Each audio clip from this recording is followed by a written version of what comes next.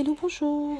Je vais parler du prince Albert de Monaco. Le prince Albert de Monaco qui a reçu une drôle de lettre ces derniers jours. Il s'agit d'une lettre d'une personne qui devrait lui être proche mais qui ne l'est pas. Alors c'est une information qui a été publiée dans le média allemand RTL et ce dernier s'appuie sur la lettre que le prince Albert aurait reçue à la fin du mois de septembre. Donc c'est une écriture d'une jeune brésilienne de 15 ans qui souhaiterait rencontrer le prince Albert qu'elle dit être son père. Elle écrit: quand j'avais 5 ou 6 ans, je n'arrêtais pas de demander à ma mère où tu es et pourquoi tu n'es pas avec nous. Parce que j'ai toujours vu des amis jouer avec leurs deux parents, mais je n'ai jamais obtenu de réponse de sa part. L'adolescence poursuit: j'en souffre, je ne comprends pas pourquoi j'ai grandi sans père, et maintenant que je t'ai trouvé, tu ne veux plus me voir. Donc en fait, c'est une lettre adressée par une petite brésilienne qui dit être la fille du prince Albert. Donc sa mère avait déjà expliqué les choses il y a quelques mois de cela. J'ai d'ailleurs fait une vidéo sur cette chaîne à ce sujet-là. Elle se trouvait à l'époque en Italie et son avocat avait expliqué que elle avait eu un enfant avec le prince Albert avec lequel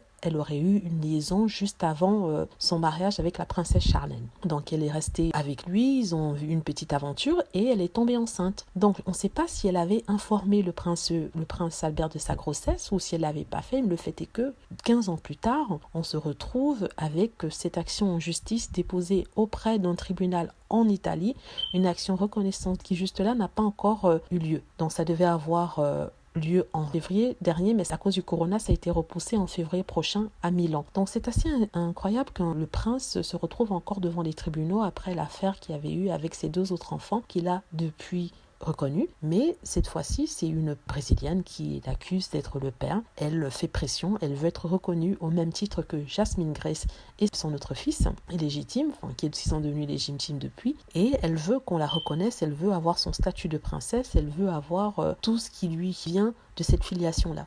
Est-ce qu'elle a raison? Est-ce qu'elle a tort? On ne le sait pas. On le découvrira si et seulement si le père fait un test ADN. On se demande pourquoi elle a déposé sa plainte en Italie et pas à Monaco. Peut-être en Italie, l'Italie favorise les plaintes en justice pour enfants souhaitant une reconnaissance paternelle, ce qui n'est pas le cas en France. En France, il y a beau vraiment batailler pour pouvoir être reconnu. Il y a d'ailleurs certains enfants de stars qui n'ont toujours pas été reconnus, qui n'ont même pas pu faire le test ADN. J'ai cité le nom Harry Boulogne et celle qui dit être la fille de Sylvie Vartan. Monaco peut-être suit les mêmes lois que les lois françaises, ça j'en sais pas. Et peut-être c'est plus facile dans ce cas-là. Mais en tout cas, on lui souhaite une bonne chance. C'est sûr que grandir sans papa, c'est l'une des choses les plus terribles qu'il puisse y avoir, surtout pour un enfant qui ne comprend pas ce qui s'est passé entre les deux adultes et qui en souffre sûrement. Voilà, je voulais vous donner cette information-là. J'espère que vous avez aimé la vidéo. N'hésitez pas à cliquer sur like si c'est le cas, à vous abonner pour plus de vidéos et à cliquer sur la petite cloche afin d'être averti lorsque je poste une nouvelle vidéo. Merci.